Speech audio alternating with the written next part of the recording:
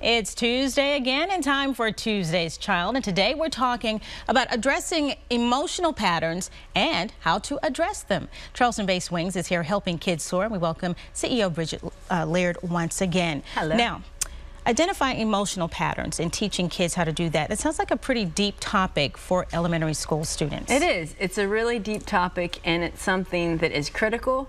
So we find fun ways to teach it. And you know, a lot of people say, well, what is an emotional pattern? Right. An emotional pattern is basically something that a child does every time they feel something. Okay. So for example, we have kids that when they get angry or frustrated, their first reaction is to kick.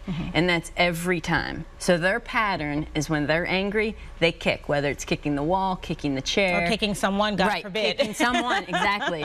So we have to teach them first what an emotional pattern is, and then what do you do with it? And what emotions, they have to be able to identify the emotions that they're feeling inside. Right, and our learning objectives go week to week, so the week before this, they learn all about what emotions are and how they feel when they feel them. Happy, so it's kind of anger, building, sad, fear. Right, so you can't just come out of the gate and teach emotional patterns. It's not something you can just throw out there. We logically set it up so that they learn all this, and then they start talking about emotional patterns. After they have identified the feelings inside, next they ask themselves, how am I acting on the outside? Right, so they identify their feelings and they say, what does that look like on the outside? For example, with an frustrated and angry, the way that that looks is me kicking.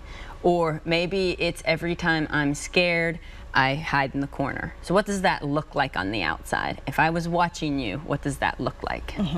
And let's see, third, do I do this every time I feel this way? Right, so you might not be a kicker. Right. It might just be that we got you on a day that you happen to kick. So when we're talking with the kids, we say, all right, well, are you doing this every time? Let's think about the last time you were frustrated. What happened? Oh, I kicked. Okay, how about the time before? If 9 times out of 10 you're saying that I've done this when I feel this, then it's a pattern. Okay, and even though they might have different levels of, let's just say, frustration or anger, and they do different things based on the level that they're on at that time. Right, exactly. Okay. Now, the last thing is it the best thing for me to do? They've got to ask themselves. Let's talk about that. So, you know, there may be a pattern that's just fine. Maybe every time you're happy, you jump up and down and do a little squeal. You know, maybe always not appropriate. You might be in class and you do your little squeal. But most times, if you're happy and all you do is do a little jump up and squeal, that's fine. That's a great emotional pattern to have. You're proud of yourself. The kicking one, though, for example, is not your best pattern.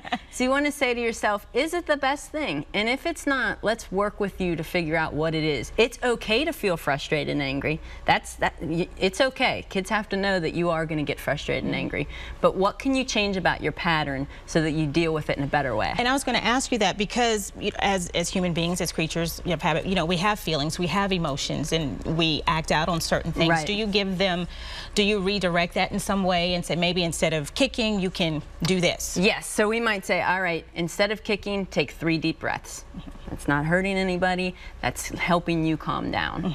So that, again, it's not saying you can't be frustrated, you can't be angry. It's saying you are going to be, we know you're going to be. But it's up to you how you're going to. Let's figure out what a better pattern is. And that's fine if they establish that pattern. Every time I'm angry, I take 3 deep breaths. That's great. That's a great emotional pattern to have. All right, well, I really do like those things, and most of us adults, I know, as you're at home watching this, you're thinking, these are some things that we can actually do, because some of us might go shopping if we're feeling sad, and you know, we have different ways of handling that as well. Yes. All right, Bridget, thank you so much. Have a good day. Always a pleasure. Stay tuned, we'll be right back.